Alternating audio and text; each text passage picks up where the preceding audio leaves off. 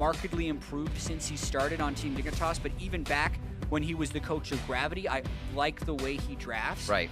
Always seems to have very cohesive team compositions. Even if he's utilizing some lesser-known picks, he has a very good idea of what is strong, and I feel like is usually ahead in the game in that aspect. Yeah, very good at flexing things, throwing a team off guard. Tanks and jungle get the focus as we come into this one. A little focus on Ssumday to start it off here. There's the Gragas as well. Could be Chasers, could be Ssumdays. We've seen the versatility of that champion coming about within the past few weeks.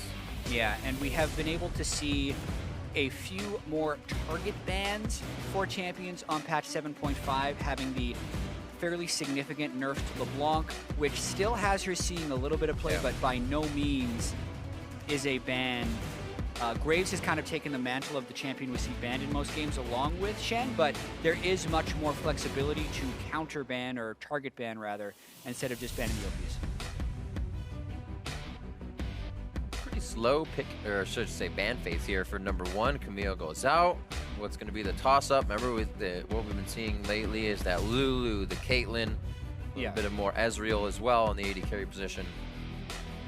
Yeah, very true. Lulu has been pretty insane, especially on this patch 7.5. Would not be surprised to see Lulu banned here, because if it's not banned, I think it is a fairly straightforward first pick for Cloud9. And quickly banned out to Sneaky favor the AD carry. Had a pretty interesting Ezreal game last week where he got himself into trouble sometimes, but is one of his tried and true. It would be a different pickup though if they want it. Malzahar being covered here, last 10 seconds. The C9 usually just takes their time anyways. Yeah, the Malzahar first pick would not be too surprising. He has been one support who has been pretty much in meta this entire year. Speaking of the marksman you were just talking about, Caitlyn has been a bit of a mainstay. I'm wondering how much Lucian, Kalista, Twitch, Kog'Maw, that type of champion makes it in. Yeah. Specifically with the Blade of the Ruined King changes, making it, I feel like, a more efficient and better early game item. But yet to make the decision on those ADs, since there were no bans to that position, and leaves a lot up. Hardly seeing that Kog'Maw lately. I'm interested. I can't wait to see how teams react to it. Yeah, Sneaky played it last week. Yeah. Did not have much success with it. I believe they played it into a Nautilus and a Gragas, so he was never really able to be protected. It's going to be fun. Fell behind, could not protect the Kog'Maw with the Lulu and the Orianna. With Lulu banned, you're a little less likely to see that in the first place, so potentially some safer ADs picked in this game. Interesting. Tahm Kench pickup, a little hide in the composition as well. We get the Rengar in there, which means Dignitas could latch on to an early game, which we have been saying Cloud9 has not had a good time in. Yeah, definitely a very early Tahm Kench pick, and that's the most unconventional thing we've seen so far in this draft. Can work against Malzahar in the fact that you get to consume whoever gets Nether Grasped, but also it is not a great harassing support, which opens the door there for Sneaky to be able to pick Lucian, because with Malzahar Lucian, knowing they're up against Tahm Kench plus X is probably a winning lane no matter what Vlad picks for the marksman. Shouldn't be too bad. Caitlyn and Lane just farm it out against each other for Lot if he does decide to go with that later. And it will be Contractz picking up his jungle. Elise gets locked in. More junglers have also been favoring as well. Yeah, probably a coincidence, but ever since Meteos returned to the LCS, we have been seeing a little bit more Elise.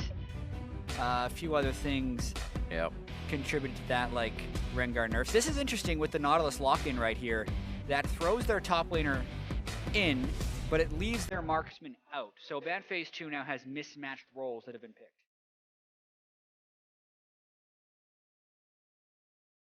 It is interesting. They got to consider raised champion pool here. That would definitely not be a ban they'd have to consider if Impact were in.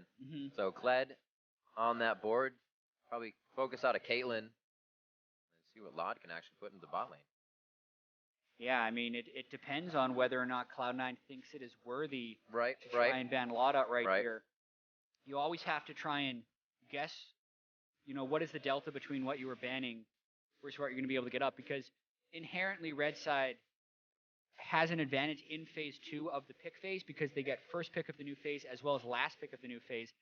So they get a lot of control over what they're doing here, meaning Team Dignitas will be able to counterpick their mid laner kind of regardless. So because of that, Cloud9 is trying to ban out the things that Jensen wouldn't want to lane against, because what this is signaling is they don't necessarily care if Laud plays Right. a Caitlyn or an Ezreal or whatever would come after that, since there's only 2 bans that Cloud9 would be able to throw into that position. For sure. What is the last one? Make sure they hit against Keane. The stats for Jensen and Keane quite close. Jensen edges it out. I find Keane having about 100 more gold to the 10-minute, but Jensen could have more CS. So they find their value in different places. Yeah, Jensen leads the league in CS per minute as well as CS differential at 15. And we had a stat a couple weeks back where the perception is that Jensen gets camped for by Contractz, but the reality is he actually has some of the lowest jungle proximity from his own jungler, which means Jensen is applying a lot of that early game pressure on his own. Yeah. Beyond that, Jensen also has the highest CS share post 15 minutes, so he is a very commanding mid laner from a farm perspective. But this is what we're talking about. There are so many ADs, and if Team Dignitas is willing to leave something unbanned, they had something ready for it, and it's the Twitch. Exactly. It's very smart for C9 not to ban out the AD, knowing Laud could have something, but it's going to be a Twitch. Something we still didn't think he would fall back on. So we'll have to see how Laud can play on this. Going to have some sneaky invis from the side of Dignitas, and the Jarvan getting locked in here along with the Orianna for sneaky Smoothie's last picks. The return of the Ray Jarvan. Yep. I think it's also funny how it's against Laud. The first time Ray pulled out the AD Jarvan in the NALCS, I think he killed Laud about, if memory serves, 1,700 times in the same game. I think that was the number. It was about 10, but Laud had an absolutely miserable Sivir game. Did we have a slideshow of that? Yeah, he was just straight up one-shotting him. Obviously, he's had a couple of games where the top lane Jarvan didn't work out, but this is going to be interesting because he's up against a tank, so he can't necessarily kill the tank, but when he gets to the rest of the game, that's a pretty lethal pick. Ooh, Elise mid. Orianna top. Look at that. No. They have until 20 seconds to switch everything around. We do see the Azir pickup. Actually, almost no hesitation here from Dignitas. That'll protect the back line from this dive-in from Elise. Jarvan trying to get back onto your Twitch. Yeah, Keane's had a couple spectacular Azir games this split. Early on in the split had a 9-kill game, which they were unable to close. Last week had a 10+ kill game, which they were able to close. So some pretty remarkable late game scaling from the Twitch and Azir positions, but that can all go away if a big Jarvan gets a Cataclysm and a Shockwave onto both of them at any point in the game. So Cloud9's composition, very lethal, but also very dangerous. There's a lot of squishy champions in this game and a lot of people who can kill each other, and very few kind of traditional tank line champions that we're going to be able to see. Lethal and dangerous for C9. Now we see it on your screen again here. Is this a composition that can bolster an early game deficit? What is their history? Or can they just take the lead from the beginning? How can they work this combo? That's the worry if you're Cloud9, because whenever you're picking a low tank team composition, you are more variable based on gold leads. If you fall behind and you're all squishy people, you do not have much of a fallback pattern, which is Cloud9 right here. So if they do fall behind and they don't have the burst to take out a Twitch or an Azir, they just lose fights 4 or 5-0. So Cloud9 has to have a strong early game, I feel like, to win this game. All right, hashtag C9 win, hashtag Dig win. We are on the Rift. We're about to see how this game matches up. We are into week 9. It's crazy how fast we went through the spring split here, and teams have found themselves at the top of the standings, and a few, like Dignitas, trying to claw themselves into that playoff position here as we hit the final week. Exactly. You retouch on the match records of these guys. Team Dignitas comes in at 8-8, 6-2 in their last 8 though, so definitely on an upwards trajectory. C9 still holding on to that second place spot in the standings. If they take care of business this week, they will be the #2 seed, but there is a slight chance that they can lose that seed and lose their playoff bye as they come into the week at 12-4. Dignitas could hit them hard here. They have P1 after this for C9, and Dignitas will be looking at Immortals, so not the easiest games for these two to end out the split. And fan support coming in for Cloud9 for sure. Another one of the games with Ray, they have a much better record with impact in the lineup. True. Ray is 4-4 in games that he has played in this split. Definitely almost provides a different aspect of the game. You see Ray doing much more split pushing for the team. Impact will be in the fights a lot faster. They'll leave Ray to keep that split push going, kind of yo-yo the aggression in the fights and kind of string a team out until they lose their aggression. Starting off now, minions meet in lane. Let's get our farming. It's time to farm. Yeah. Looks like double starts onto the Raptor side. A little help from Ssumday, as well as a blue buff start. They'll know Contractz is doing that as Smoothie and Sneaky instantly in lane. So everybody should be able to stay safe here in the early game. Yeah, I mean, Law and Xpecial are going to get pushed in early, as almost always happens against a Malzahar. He just has to put the boardlings on you, and you have to back away. So Sneaky will have a nice start to that lane. Getting the autos in. Just looking to get that first mastery tag on and see where the minion wave sits. Nice. Command move dissonance. Actually comes out on top of that one. Jensen will look to keep the pressure onto Keane. You know it's going to be hard to keep that lane as pushed. So he doesn't want to find himself under his turret. Yeah. Chaser opting for 3 buffs on the red side to start. He'll be left relatively low after this, so about half health. I thought maybe he would try and go for an early gank top with that path, but unless you get a pretty insane pull, you're going to be low as Rengar after that first clear. So he's recalling anyway, and Ray was luckily safe to be flag and dragging that deep into the lane at level 2. A little pressure from C9. They couldn't make their way all the way in, but just enough to keep Lod and Xpecial in lane. Good job by Smoothie to get himself into a good position. Yeah, and a smart counter jungle by Contractz. I mean, Rengar does usually struggle with his early game health, so he's either doing that 3 camp on the top side, or he's trying to do a full clear. If he would have done a full clear, Contractz would have been in position to kill him most likely. Since he did the 3 camp clear anyway, Contractz was able to get that counter jungle in. So a good knowledge of what Rengar is capable of in the jungle, able to steal the blue buff, and now maybe even prep to kill him if Chaser shows his face in the river. On the contrary to what we usually see. He missed the cocoon misses as well. That's going to be Chaser able to use the brush if he gets himself back and forth to deny damage. The repel goes down. He looks to get himself again. Flashes from over the wall. Now Keane's stuck. And he's good to go. Looks like Xpecial will get himself out. Chaser slowly coming back through the bottom of the team. Lod getting through invisibly, but he's not getting himself to a good spot. Xpecial throws down the gray health. Should stay alive. Sneaky with a few more shots behind the turret. They can't do much. A great exhaust coming out as well. Flashes forward. They could be able to work on that later, but now C9 is left to scurry out of here. Teleport from Ssumday. It's late, but is it just in time for the low health bars of Cloud9? Ssumday with a lockdown. Next one onto Contractz. That's the last repel he'll be using before he goes down. Trade of buffs once again over to Keane, as he's looking good in the mid lane now. 10 players bot lane, 4 minutes into the game. That escalated quickly, I would have to say. Watching this one, I don't think Contractz expected Chaser to come out, so they both revealed and surprised each other. And Chaser got a lot of use out of his ferocity here as they're both trying to juke in and out. And because Keane entered first, it did force the repel from Contractz a little bit, delaying that kill. The rest of this fight ended up getting super messy. Watch right here, though, as he flash follows Xpecial with his EQ and still gets the knockup, which is what kind of allows him to get this kill. But here, everyone kind of thought Sneaky was going to have it, but Xpecial held his exhaust and ended up delaying the kill long enough that the flash had to be used. And once that happened, the very late TP comes in from Ssumday and actually turns the tides of this fight, since Team Dignitas still had all their damage dealers up. And in an elongated engagement, it is actually Team Dignitas that come out ahead of this with the 2-for-1. If you say those tanks are going to come into play, they still have quite a bit of HP and resistance in this early game. And those are the ones that stand tall as they come in late. They look to tag on this advantage immediately. Oh no, Contractz is on a ward. Both teams.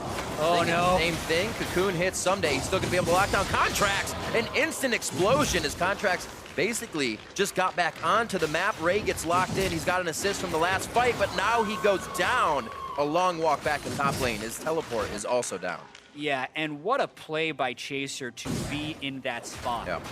A lot of the jungle game is mental, and it just worked out so well because Contractz went Boots Mobility Rush, which is a very gank-heavy rush, but Chaser doesn't actually know that until he sees him. The fact that he just waited in that brush, warded over the wall, was patient enough for Contractz to jump right into him. Once he made that jump, it was going to be a win for Team Dignitas. And the fact that Ray was also up there to go for a gank was just icing on the cake. This is exactly what C9 didn't want to happen, where Ray falls behind early as well as Contractz, because now Ssumday gets to a point where he can not be threatened by Ray as the Jarvan. And there's a wave refresh that just hit Ray's turret. Ray had an entire wave lost there. Another one had enough time to get all the way back to the turret, so missing a bit of experience. Ssumday may start to catapult here. Knowing his wave is pushed, Ssumday makes his way to mid lane as Loud and Xpecial continue to deal with this pressure from Sneaky and Smoothie. Yeah, the bottom lane is getting pushed in frequently, but you're wondering how they're going to punish that. I mean, Chaser is level 6, 7 minutes into the game, and Contractz would want to set up ganks because he's boots mobility, but if these ganks don't work early, C9 does start to fall further and farther behind. Missed gank by Contractz in the mid lane as Keane is able to jump to safety.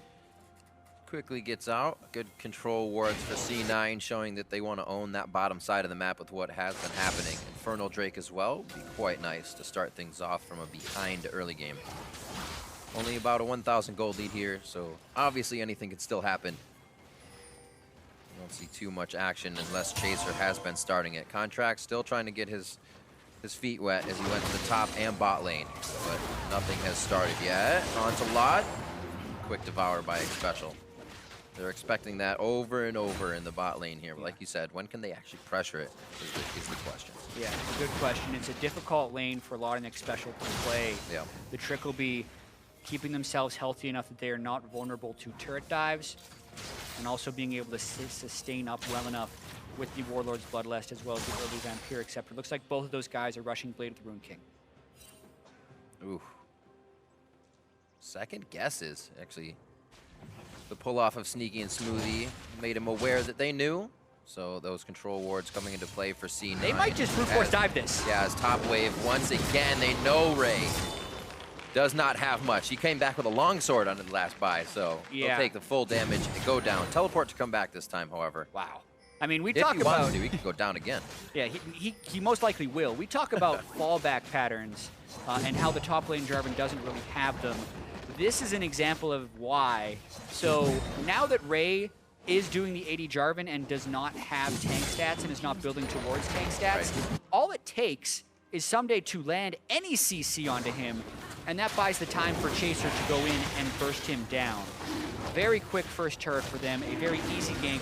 Looks like it's giving up the Infernal Drake, but that, I believe, is a cost worth admitting for Team Dignitas.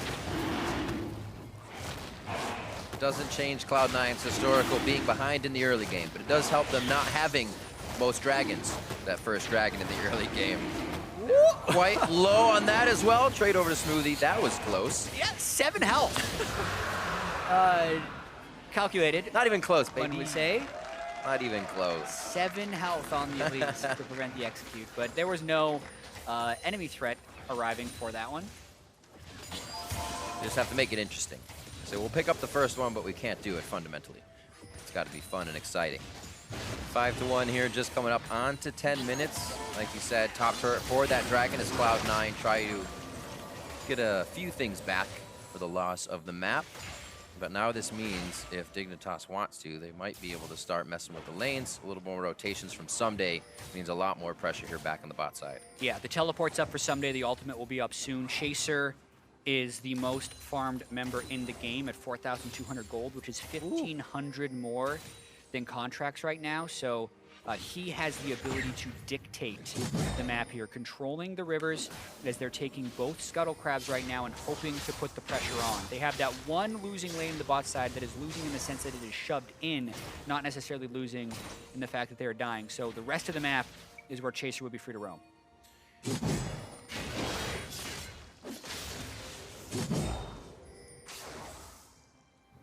These fights not going to look good for C9 soon.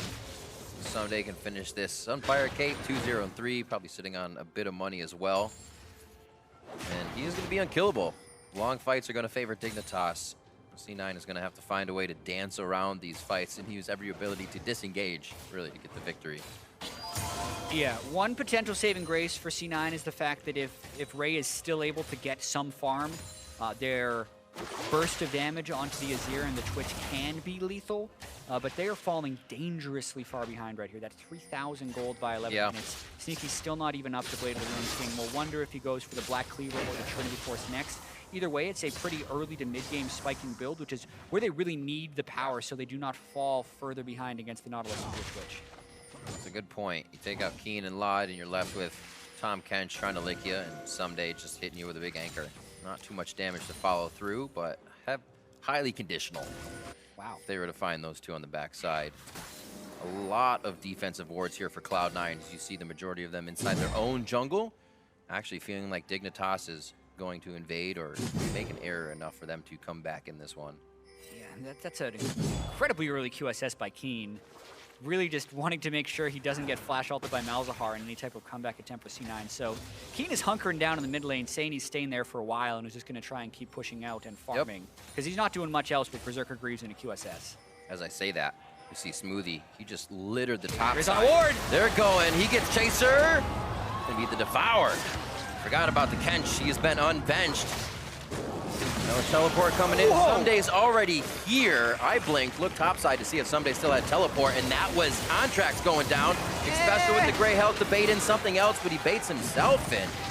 Goes down on that one, and the entirety of Dignitas pulls back in a 1-for-1. Yeah, a good flash devour by Xpecial at the start of that to save Chaser. That's why you bring the Tahm Kench about against Malzahar. A bad Abyssal Voyage. No one wanted to join him on that journey because there were 3 or 4 people he was jumping into. Trades it back after making a good play. Upgrade on the Ruby Sightstone for him. Look for a little HP and more vision. We'll see this here. Quick hit on Chaser. Yeah, eats him out of the Shockwave, which is why I feel like Team Dignitas looks so confident, and it's why Chaser was willing to jump in with full health. But once they do this, who's going to follow through? Like, they could bring a Nautilus there, but even then it's just going to be 2 people, and they're going to be jumping into a Malzahar silence, which is kind of exactly what happened. So not everyone on the same page right there for Team Dignitas. He also went real quick, so I don't think he gave anybody a chance to jump in. It was basically, I'll slow him, let's all follow up. A little too crazy. Sometimes we do it. Get ahead of yourself. They still have quite a lead here in gold. Hopefully not losing their map lead. C9 has been able to kind of wrangle up Dignitas in the same spot for their fights, which is kind of how C9 gets back in a game. You start doing what they want on their terms. And here they are to slow the game down again. The lanes are pretty much evened out. That was a teleport from Ray that was on that last play, so Ssumday does have his. Yeah, that opens the door for Ssumday to make plays in the bottom lane. However, Team Dignitas do not have very good deep wards for him to teleport in on. It does feel to me right now that even though Team Dignitas jumped out to an early lead, they do not feel obligated to push it too hard because they do have Azir Twitch, 2 incredibly potent late-game scaling champions, as well as the more well-formulated late-game team fight with Tahm Kench and Nautilus to tank. So they jumped out to an early lead, and they're just using that as a buffer so they can make it to the late game, is my read on how they're playing the rest of this match. Does have to feel good. As long as at that point you don't make that one big mistake, right?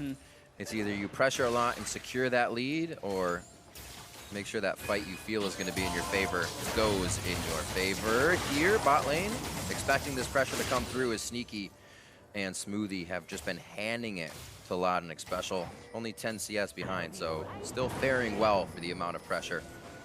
Here we go. Team Invi is looking to get some work done on the side of Dignitas. Yeah, Dignitas would be walking into a counter gank if Chaser goes for this right now. Ooh. Remember that teleport's there from Ssumday. It's going to be a long walk for Ray. And Keane is just off in the wings. He is completely seen by wards, though, so C9 is privy to his movement. It looks like he pulls off. Everybody's going to calm down.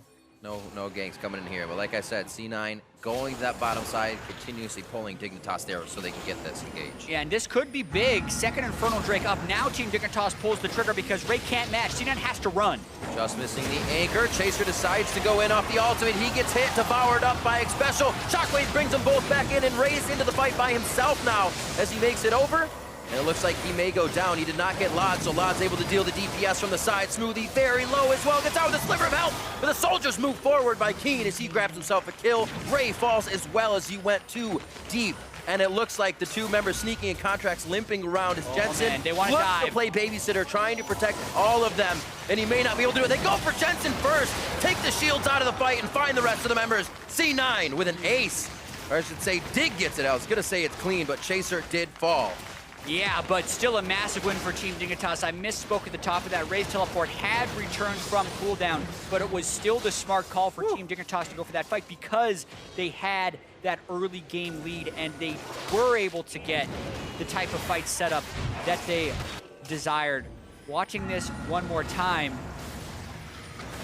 everyone on C9 has to run because, once again, it's not like Ray can just teleport in and immediately be a tank threat. So yes, Chaser gets eaten, but when Ray comes in here, he's a he's an AD Jarvan, so they are able to just turn damage on him and get a lot of it. And then Ssumday is actually zoning out 4 along with Keane on the other side. So Ray unable to really make an impact when he comes in. They still have a good ability to turret dive here. Keane tanking turret because he's the highest health, actually quite smart. Chaser does end up going down, but it's worth it when they get 3 under the turret. And just a well-executed fight overall by Team Dignitas. You just see you put a... Ray did get teleport quite quick once that fight started, but you can see putting the instant of pressure on it a few seconds later than Ssumday is really made a difference in that fight. Both TPs down. Again, Ssumday should come back up just a few seconds sooner. Not sure they'll be able to work on quite a quick play next time, but Dignitas still holds a lead. Cloud9, that was about the 3rd attempt they had sent that many people bottom to try and pull Dig into their own fight. Dig said, all right, we see what you're doing, and we'll take the fight. Yeah, and this game is still speaking to the trajectory of these teams throughout the second half of the season. Yes, it is a 2nd place team against a 5th place team, but if you look at that second half of the split, Team Dignitas has been looking better. Cloud9 still having some of those early game issues, but it is getting worse in this sense. Chaser again with an incredibly potent early game, really doing a lot to vault Dignitas into these winning positions, and a 5,000 gold pre-20-minute game, especially when Cloud9 has picked this composition, which is very mid-game focused as far as getting Jarvan, Elise, and Lucian to the points where they can immediately threaten kills. It's going to be a really tough one for C9 to fight back from. Yep. So good on Dignitas as well, staving off aggression in the bot lane. We saw some turmoil from Dignitas' bot lane here at the start of the season, seeing a pain point there as if Keane carried or Chaser was able to get something going. But like you said, everything is helping, and with the 9th week now, final week, teams have also figured out C9 a little bit more.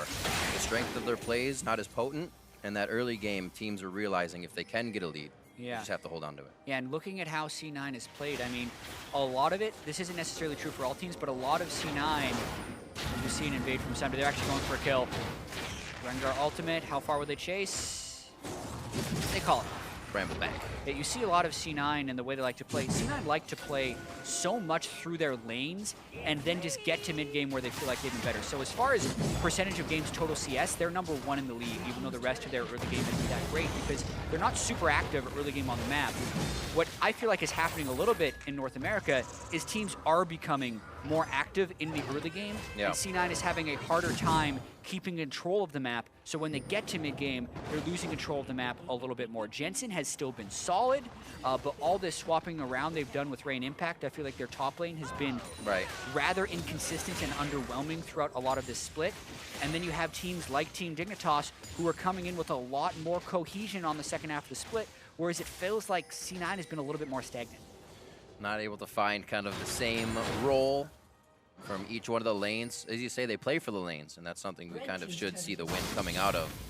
Those switches between Ray and Impact, a little bit of a variable between where actually Contractz would need to play the lanes, and that also changes up how C9 has to enter these games.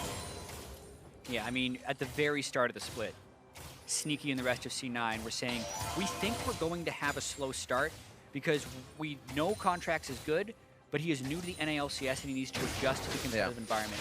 And then I think everyone was a little bit shocked that they started so well, 8-0, and now we're kind of at the latter half of the season recognizing the growing pains of trying to get into that system, and Contractz is getting a little bit figured out by some more of these junglers in the North American LCS. That's very true, as well as do these kind of, as we see C9, one of the top teams that should lock in that spot. How does this work in a best of 5?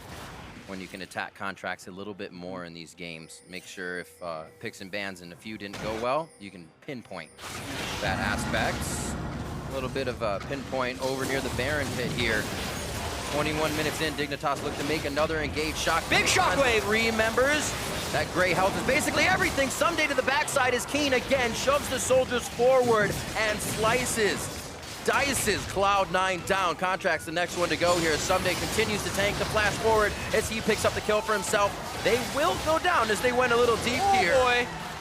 And Ssumday won't be able to get that last shield down tight to the depth. Falls. And Ray now trying to pick up some kills. What is this from Dignitas? They have given the game back over to C9 in a sense. Yeah, we're getting ahead of ourselves, talking about how the playoffs and best of fives is going to factor, and still know that C9 have some of the best team fighters in the league. If Jensen would have been a little bit closer, he would have been able to see Laud there through the camouflage, but start of this fight actually looked pretty good for Team Dignitas. Yes, Xpecial gets a little bit caught up, but immediately Team Dignitas looked to turn. And the shockwave from Jensen was massive in that it hit 3. Then the back of the fight, though, was looking better for Team Dignitas because Ssumday came in along with Azir and Rengar, and they eliminate 2 people. But what happened next is, I believe, the wrong person got turret aggro here, so it's on Ssumday as he moves in. No, okay, it actually stayed on Ssumday the whole time, but Keane ends up taking a lot of damage from Ray and Jensen, and AD Jarvan actually got to hit a little bit, going a little bit tankier with the Tiamat. The triple kill coming in for Ray for massive, and the skirmishing at the very end here. That Jensen heal. Woo, shows why Ray can be so solid, not to mention the Jensen heal, but still 3,000 or 4,000 gold lead, and the pace is accelerating. Team Dignitas going for Mountain Drake. Ray's like, just get me in a fight. I mean, that's what Cloud9's been trying to do, right? We see him in the bot lane over the past 20 minutes. 4 or 5 members. There were 10 at one point. We're going to go again. Ssumday pulls the trigger here to the mid lane.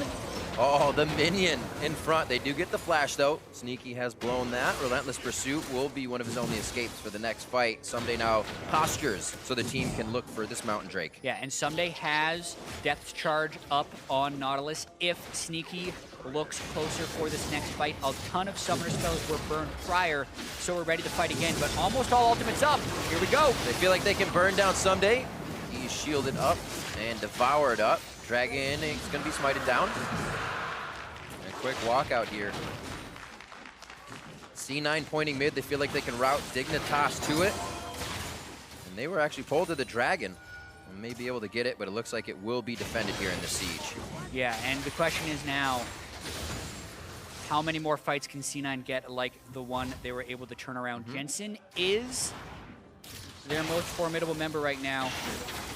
Only 600 gold behind the highest on Team Dignitas, who is Chaser, 200 gold behind Keane. But if he's able to land those clutch shockwaves on the Twitch and the Azir, he can dictate a lot of how these fights play out. So C9 was facing a massive deficit, as has been not necessarily customary, but we've seen small and medium-sized deficits that Cloud9 have been able to fight back from on multiple occasions. Oh dear. Oh, sewer skewers! Lod comes up with the kill onto Sneaky. Very nicely done. Been waiting for Lod to get out of lane and do that. Not that he hasn't. He just hasn't had the chance to find himself in Viz and scooting around. Just Twitch things. Yep. If you get the jump with the Blade of the Ruin King, Sneaky has no flash, couldn't return damage right away. They have a Mountain Drake, which increases their ability to threaten Baron. Blade of the Rune King as well. Chunk it down just a tiny bit more. It looks like C9 is right on the heels. Shockwave, double, almost deja vu, but Ssumday's behind. We've seen this before. He's just rolling on through. Remember, they do have the Sun Disc there as well. If turret shots tag on, Ray could go down, gets himself bumped out by Emperor's Divide. He's going to be the focus, though, even with Command Protect. He goes down to the soldiers. As the Sands divide C9 trying to get into the jungle. Summoners are still up for both teams. Pretty crazy fight can still happen. Lod is just kind of walking into the fire right now. Figured the team would be a bit more behind him and popped out. 3 deaths now on the side of Dignitas. Oh my goodness, that is a dangerous corridor for Team Dignitas to keep fighting in, but this one's going to keep going for a bit more. Ooh. Baited out. They called Contractz back. Seeing the Soldier of Keane, but there was another one of those fights. Dig is happy to try and take him as well. Yeah, Ray's becoming a threat, so that just increases the AoE ability on C9 here. Remember, Cataclysm was changed about a year ago to do AoE damage, so when Team Dignitas follow through here, again, the Shockwave hits him in pretty much the same place he did in the last fight. Ssumday flanked from the same spot, and then Ray gets the EQ ult into pretty much everyone. Picks up a quick double kill before getting hit back by the Emperor's Divide. And then, at the back end of this fight, Laud was just hoping to do Twitch things, go to camouflage and sneak a kill. But he didn't necessarily account for Jensen, who gets the shield across, kind of accelerating the ball into threat range for Laud, and he wasn't necessarily tracking that. Laud died with heal and flash up, but I don't think he was able to track the Orianna through that fight, which is why the burst of damage caught him by such a surprise. My bad. Did me too. Thunderlords, the ender of many AD carries who feel like they have the 1v1. C9 trying to regain control here as they move their wards up. Control wards being focused to the top side for Dignitas. Teleport is not up for Ssumday. He should have it for the fight though once the teams meet. And the split push now begins. I was actually saying this earlier, as C9 seemed like they had trouble yo-yoing the aggression with Ray on the sideline, or when to bring Rayer from the side. This game has seemed to work out a little more in their favor, but how is Ray getting out of a pretty sticky situation? A lot of crowd control in a 2v1 situation for himself. Flag and drag. The anchor toss to be up. And the flash. Sometimes you have to. Yeah, and you can see he has built much more defensively than we were used to seeing when he was super fed. It's a 3,000 health Jarvan now with 100 of both armor and magic resist. So when Chaser and Ssumday do that, he doesn't instantly die.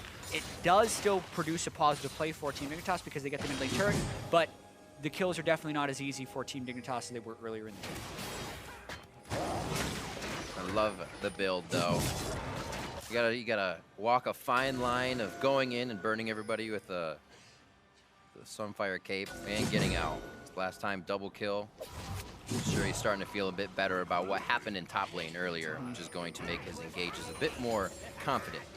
And the team will follow up. 16-10 is, we went from pretty bloody early game to an even bloodier mid game. Yeah, the fights do not stop. Mid still stands here on the side of Dignitas. They've done a pretty good job at keeping their turrets up, as most of the focus has been on the champions themselves.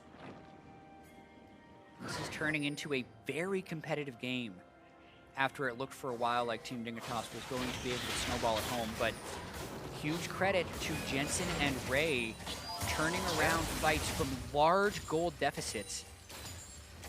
The NALCS in general is very weird this year when you're trying to track early game gold leads into victory. Looking at a lot of the other leagues, pretty much all the other leagues, the top two teams, SK Telecom, KT Rolster in Korea, H2K and G2 in Europe, the winningest teams are the best early game teams. If you just look at gold at 15.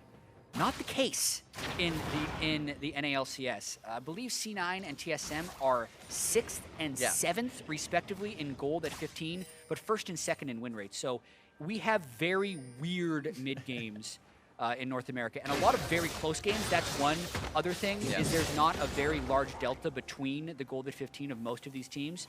Cloud9 is just turning into one of those teams that lose the early game, but win the mid and late game more often than not. Ruining our stats. It makes it much different than it's ever been before. That's true. We even have a team in Envy who is first place in the league at killing the first turret, but last place in the standings. I think that's another one that I don't think has ever happened before. It's been a weird year. Indeed it has. And it can only get weirder. That's the best part, That's the best part. It doesn't stop here. 30 minutes, 3 Drakes now to Dignitas. Great control over the objectives. Cloud9 was able to get the first Infernal, which pretty big help now that they have been falling behind. The extra damage is going to help anywhere at this point. And Dignitas, power in numbers. They waited for C9's wards to be in, C9 to leave, and Dignitas by the book goes back in. Jockeying now for position. Oh, how did the Emperor's Divide pushes him out, but in the last moment gets the smite down and the fight ensues. Smoothie goes in, gets the Death Grasp down, but he's gonna have to back out of this one. That's Ray going down. The team has to assess now. Can we get onto Ssumday? Yes, we can. Dissonance over to him. That's gonna be Chaser going down as well. And it looks like they're gonna be able to continue on this fight. One more falls. That's going to be Xpecial as Keane and Lod get themselves to safety, but Baron to C9. Wow, Contractz has been so clutch with Baron steals. Last week against Envy had multiple objective steals in the same game. This time barely gets in a range to smite, basically 1v5. Team Dignitas was so set on burning the Baron and then fighting, the Contractz was able to sneak in and turn it into a 50-50. Now C9 take the lead. They were down 6,000 gold in this game, Riv. That is absolutely crazy. I wonder if we can actually get like the smite range in a replay later on the analyst stats to show where he actually was in terms of length. Yeah, because this is crazy. Through with Dead Man's Plate, Runic Echoes, and Boots of Mobility. They exhaust him, that doesn't matter. Oh, he flashes in. Okay, flashes, so he was pretty close. We don't need to see that. Flashes as he gets Emperor's Divided. to get the smite steal. And then Team Dignitas is still pretty healthy for this. So in an ideal world, they actually still kind of turn and burn the Baron. That's one of those situations where they think they can get into time. They just cast the Emperor's Divide earlier so that he can't flash over. And then when they did not have Emperor's Divide, it was harder to peel for the fight. C9 really started to turn it on. Jensen getting very, very fed. And remarkably, Cloud9 had the lead. And you can't say anything for that call on Dignitas. 2 Mountain Drakes, Infernal, it should be burned down quick. Emperor's Divide should kick out Elise. That's the call. But C9 make you think twice. Yeah, definitely always want to avoid the 50-50 Barons when possible. Course. That's what I can see wanting to do, but it fits the storylines of Team Dignitas struggling at Baron, so that always happens, even though this split I feel like it's happened less to Team Dignitas. We have gone to choose your own adventure, and C9 went to page 100, where they continue to win in this game.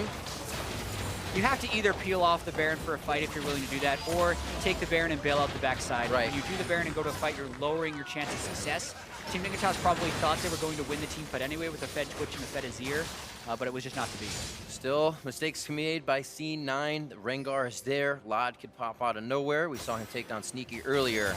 I think C9 is going to play a bit more safe to prevent those things from happening. There are still options on both sides to get back into this game, though. C9, as they pressured down mid, that turret stood for some 30 minutes.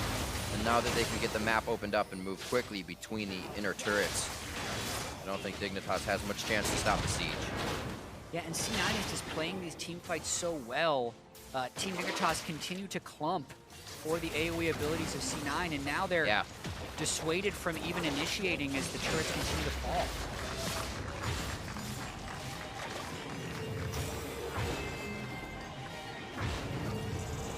Rocket almost finished up here for C9. That redemption is there, so they can stay a little bit longer in these fights against Dignitas' tanks. A few more core items coming in. Nice job. That death cap on Jensen is super scary if you're Laud.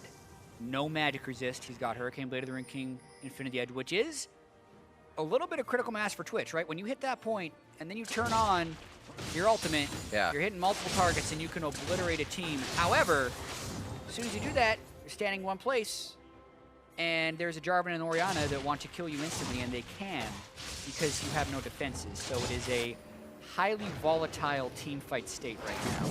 And the way that Dignitas has actually been taking these fights, Jensen's ball finds the back line. We saw the 2 ults just near Baron Pit, so you are correct to think Lot could be in a very big danger here as we start this one off. Remember, Keane has that Quicksilver Sash to try and keep everybody safe. He got that very early as he feels he will be a big controller of these fights, as Azir does. Few back to mid lane. Looks like top won't be pushed for the time being here as Ssumday starts to join with everybody else. 50 seconds on that Elder Drake. Control over to Cloud9 at this point. Absolutely. However, if they do get the other Drake, it's a weaker version. They just have the 1 Elemental Drake stack on Infernal. Yeah, and how much do you want to prevent that as well for a 3-stack? Yeah, how much do you care? I think so much of it is, right now, less about the Elder Drake for C9, although it's important, but more about being able to set up the right fight. Currently, C9 have good wards within the jungle, and they control the corridors right now with the Jarvan, Orianna, and Malzahar. So if Team Dignitas doesn't get the right flank off for a fight, things get very messy very quickly.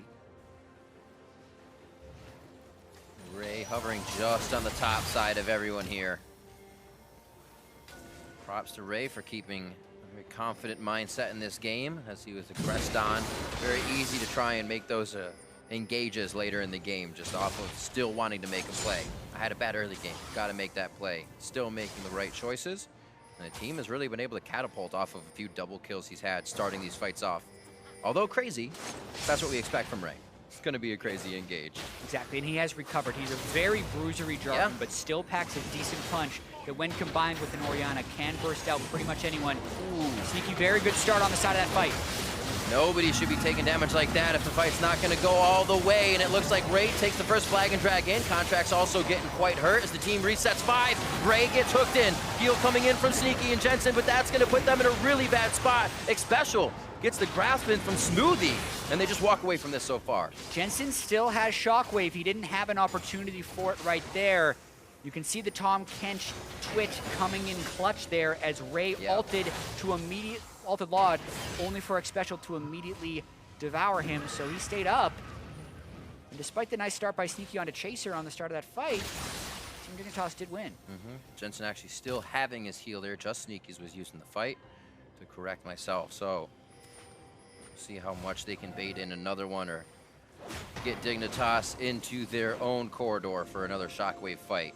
See them, they're trying to control these right now, and that Elder Drake still has Dig Vision right underneath it. These are the stages of the game that people need to be able to reevaluate and reset who is fed and who is not in these games. Because when you have these large gold swings, oftentimes it's hard to switch into a winning mindset or an even game mindset when you're so used to snowballing over. I think it took Team Dignitas a little bit too long in this game to realize that it was getting close. And they were kind of throwing themselves into dangerous situations, thinking their gold lead would win it for them. Right. That last fight shows me that they have been able to kind of mentally recover from that, trying to play the fight in a very measured fashion. They were able to fight it in the mid lane, which was more spread out and less vulnerable to a Shockwave or a Cataclysm, and as such, we're not devastated by those abilities. But this has been the area where Team Dignitas has struggled this game. The corridors leading into Cloud9's jungle from the Baron Pit. 2 Guardian Angels on the side of Dignitas here. C9 has a bit more work on their plate now. It's one of those for Ssumday, quite tanky to come back up. Also, the Iceborne Gauntlet, a bit more damage, but lock down his targets, even if he doesn't have a passive on him. Really looking to finalize any of the kills they're able to hook onto immediately. Their redemption is finished, a little bit more sustained for these fights to come in here, but again, this corridor, gotta watch where Jensen is if we enter this spot again. Yeah, and we've seen this. Team Dignitas doesn't want to follow through because of the Orianna ball, but they want to do Baron. Last time, this got stolen by Contractz. This time, you'd want to see Team Dignitas engage, but they do not want to overcommit.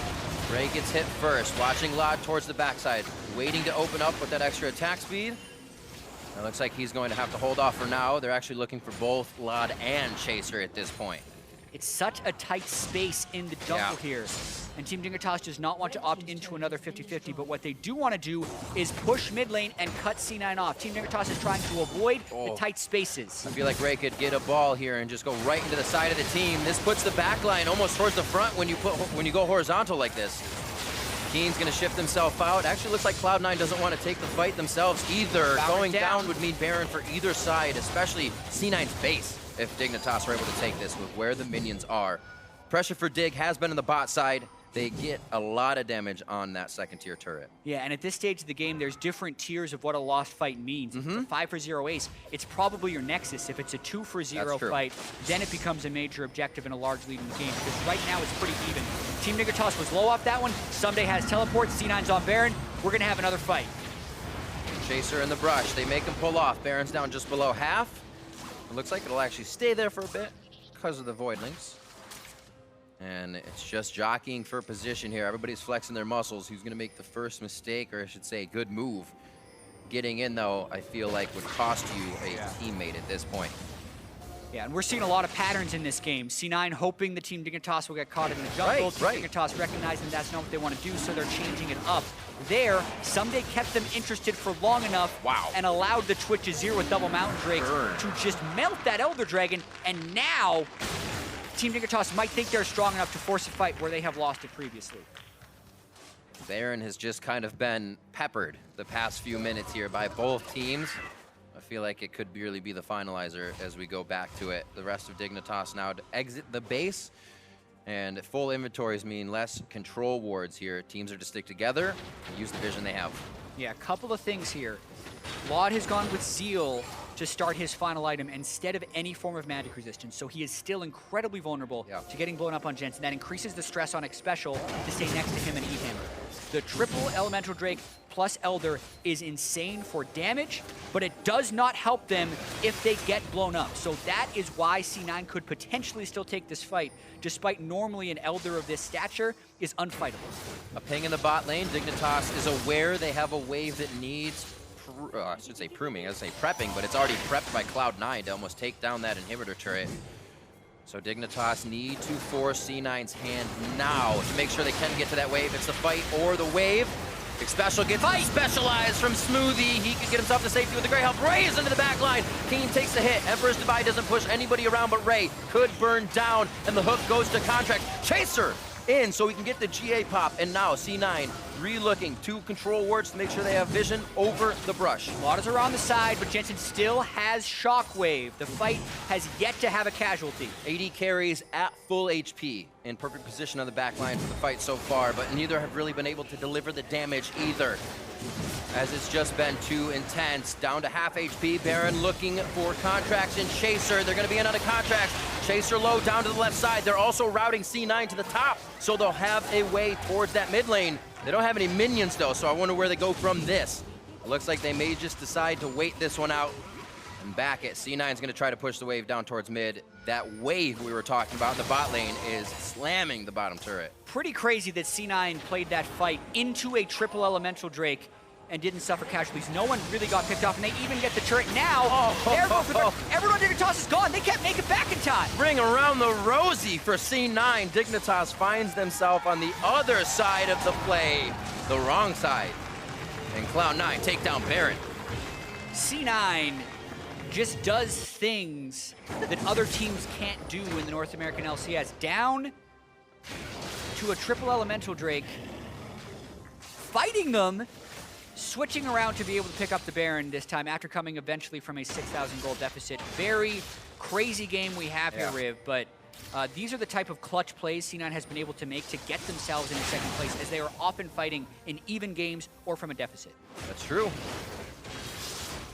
They are very aware of how to come back from a deficit and do it in a way that would turn the game on its head. Also, at a moment, like you said, if too many go down, it is such a gain at this point, and possibly your Nexus. Lucky for Dignitas, they didn't lose too many, just a Baron in position on the map. C9 has been able to flood their wards forward now, and they are playing at a different level on Dignitas' side of the map, and ready to engage, I think, at this point, instead of waiting for Dig. Yeah, so a couple things to catch up on. Jensen's build is full, so he is pretty much at max one-shot power. Laud completed his Phantom Dancer, still no magic resist, do not expect him to get anything soon. Xpecial has no QSS, so if you can lock down Xpecial, he cannot devour Laud if he opens in the wrong spot. But Laud, because he's playing with no defenses, is so far back. Chaser got caught during a flank! Oh, the Nether Grasp and the 4 pylon onto Chaser. Very questionable flank right there. Now they're in tons of trouble. That's probably game. A solo kill coming in for Jensen. That was the immediate dissonance into Shockwave. Ray goes back to just be a nuisance to the team. He is going to go down in this situation, but it gives Cloud9 time to play. It looks like they're going to be taking down the inhibitor on the bot side and the middle, if they aren't just going to go for the Nexus turrets with the Baroned up minions now. Yeah, Laud needs a way to clear these minions, maybe with spray and pray. He might not even need to focus on the fight, but he's going for a fight, gets exhausted. Smoothie's the first hit. He's hardly doing any damage. Locket onto Command Protect, and Laud is finding himself basically hitting brick walls on the backside. The Redemption goes down as the last bit of effort to save the members of Dignitas. And C9 is looking for the last Nexus turret. 15 seconds on Chaser, 20 on Keane. How low can this team, Dignitas team, get the C9 team? They want to be able to end. Getting to the Nexus is almost too much pressure with these spawns, but they're trying to get the kills in now. Laud gets hit immediately. That's the shutdown. That's the attempt for Dignitas to stop the siege. And Cloud9 holds their breath in the early game to find the kills, find the fights, and the Baron to end game 1 over Dignitas. Boy, that was a very interesting game. Yeah.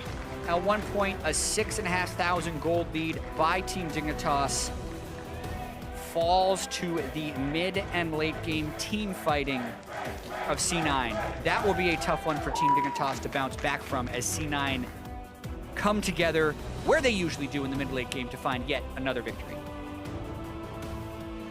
I feel like in the mid game, Dignitas fell into a mentality of, as we were talking about, we are in the lead, but we're gaining this lead from kind of being in the lane, allowing Chaser to do things. Let's kind of keep it there. And keeping it there allows C9 to just kind of figure out what's going on and then turn things around for themselves. It took a bit, but that was the stall that Dignitas allowed really C9 back in. Yeah, exactly. And there were so many really close fights in that mid game where C9 was just on the closest margins of falling completely out of sorts in that game. But Ray and Jensen were clutching through in all those team fights. They had the clutch Baron steal from Contractz. There were so many things in that game that could have swung the other way, but, you know, sometimes those are the margins games are decided on. Absolutely. There's more games to go, so for a deeper dive into that game, let's check in with our analysts. Thank you very much, Riv. C9 able to pick up the victory there in a comeback win here in Game 1. But Kobe, at the beginning of the day, we were talking about the trends for both of these teams. C9 on a downward trend, struggling a little bit more, poor early games that we've seen out of them, with Dignitas kind of excelling on an upward trend. The first half of this game played exactly to that. Yeah, it did seem like it a lot, right? Cloud9, they were making a lot of chasing plays where they're overreaching a bit into the jungle, you know, not necessarily taking everything that Dignitas could do into account, and Team Dignitas had a lot of good punishes. So this one, Chaser does a decent job of dodging the cocoons once he finds himself in this very dangerous situation, and Keane goes in to save him. You know, he gets off that heal there to give him the boost, and then Xpecial comes in to save him, so it's all this saving teammate attitude. The key is, Ssumday could have teleported early and had that knee-jerk reaction like very far down in the lane or something, but he holds it till a crucial time until he sees C9 overcommit. Like, they're talking and they're confident enough that up until that point right there, like, they're making a decent escape. Right, I think it's important to note, flash, flash, flash, flash, and flash. Have all 5 flashes on C9 have all been used, right, in just this fight alone, and all aggressively. And I think that's the biggest thing to keep in mind here, is that these are aggressive flashes forward, and so the usefulness, the impact of this teleport becomes that much greater because of that reason. Literally 0.2 seconds after Sneaky flashes forward, and you've seen everyone blow all these flashes, that is when the teleport comes in. They've committed past this lane, and that's why Team Dignitas can turn this around. They chase it on through here as Ssumday comes in to save the day. Everybody's extremely low. They still do have to fight this out really well, too. And even in the early stages, you can see the power of setting up with a tank on the front line, these carries on the backside. Laud and Keane are able to chase basically behind Ssumday and clean up most of those kills. However, then the mid game happens. Then the late game objectives come out. Before we get into the game, though, I think it's important to recognize here that this is elements of the Dignitas, you know, team play that we've been looking for and have seen improve. That is very clearly good communication, right? Because it is communicated that the flashes have been blown, or Ssumday is actively watching that fight, uses the teleport to their advantage. They come out in a 2-for-1. Out of that fight. Great, we've got control of the early game. We even saw, beyond that, a couple good moves to extend the gold lead. But once we get to that kind of mid to late game global objectives, right, around the Baron, around the Dragon, that's when things start to fall apart a little bit for Dignitas. Exactly, and there were a couple before that as well where Xpecial goes in on his solo Tahm Kench mission, and you get like, it doesn't matter too much because they're so far ahead, and then, you know, Laud's trying to 1v1 or something, you're like, okay. Right. But really, the crucial thing you're talking about, when it comes down to it, late game objective fights are what matters in this game, and Team Dignitas had a very large lead that they could have used to try and secure this game. That's the thing. You can have a 10K gold lead, but just a single smite we've seen in the past can definitely turn the tides of a game, and at 30-30 Contractz stealing this Baron, also netting a 3-for-1 for C9, really did make that exactly happen. We're showing this again. Honestly, I don't think that this is such a terrible call. Everyone's like, oh my god, haha, Team Dignitas Baron throw, blah, blah, blah. Like, they have 2 Mountain Drakes, an Infernal Drake, Azir, and Twitch super fed, plus they've got that control ward turning off the ward. Maybe you can say, oh yeah, they should have spent the extra time to actually kill it so that they couldn't teleport in, but like, you can burn that Baron down and just throw out the Azir wall. Contractz makes this look easy. That is not an easy Baron steal. Flashing forward and barely getting it as he's getting ulted out. I mean, maybe you say, oh yeah, the Azir should have ulted him earlier, all this stuff. That one was one of the turning points.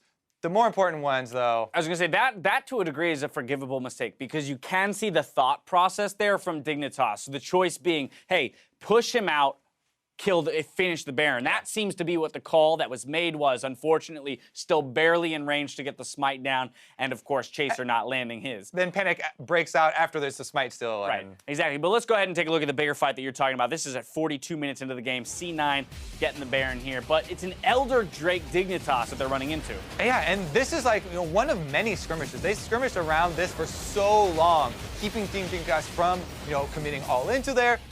Eventually, though, they get this fight, and they chase them back into this corridor that they keep on mentioning, where Team Dignitas, they've been chunked out so low by like maybe 3 re-engages around this Baron pit that C9 were able to win in small health leads. You get these incremental health leads after each skirmish, and yeah, it's a full disengage, but it finally takes its toll. Team Dignitas have to recall because they can no longer stand up in one of those 5v5s, and you kind of have to make this decision, oh, are we all going to sit here in the enemy jungle and wait for them to go back on this Baron where we don't have vision and we'd have to face check and probably lose the fight? I love that. I love that map play, right? Force the opposing team into a decision where they do not win, right? They either back to save their mid turret and inhibitor, but therefore give you the right of way to the Baron, or they stay in a threatening position on the Baron and give up the mid turret. There's really no good decision to make there, and that's where we see Cloud9 still as a team that's at the top of the table, right? In those late game situations, we still see them be successful in their macro shot calling. It's the early game for C9 that we want to see cleaned up. Yeah, the shot calling as well as the way that they get this pressure around Baron is good trading in the 5-on-5s. You could say, oh yeah, it doesn't matter because they didn't kill anyone there. Small health leads on the tank add up. Then a small health lead on the jungler, then a small health lead on the AD carry. Like, those are the things that allow them to make these sorts of plays as well. All right, game 2, Impact will be coming in, so that's important to note. But the player from game 1 that I want to talk about would be Jensen. We talked about at the beginning of the day, him versus Keane is going to be a huge turn or swinging kind of point here that the match or the series would hinge on. And in game 1, looking a little bit more to form here on Orianna, landing some big shockwaves. Definitely. Multiple shockwaves landing for him. He was a big part of a lot of these trades as well, by the way. He starts it out with a shield on an ally so they can go into trade and then moves his ball from that ally to get his damage out. So he's the one who gained a lot of momentum in those skirmishes as well. And while Contractz had this miracle steal, he had a pretty bad mid-game, so he's not going to be able to get it. At the end of the day, though, if I'm Dignitas, I don't think I'm leaving the stage here ultra upset about game 1, right? Yes, it's a bummer that we got the loss, but if I'm looking at how, you know, the story of the game up to that 30-minute mark, having a gold lead, I would still be confident coming into game 2 that, hey, if we clean up just a little bit and become a little bit more consistent in our mid-game, or rather conservative in our mid-game shot calling, that we might be able to close out games 2 and 3. Definitely close. Problem right now is that close is not going to cut it because they have to win these games because they're the one in that race for the final playoff spot. Very true. Do or die time for Dignitas. We're going to take a quick break, but we're going to step away for a quick break. When we come back, Team Dignitas can bounce back in their game 2 against Cloud9. Stay with us. You're watching North American LCS.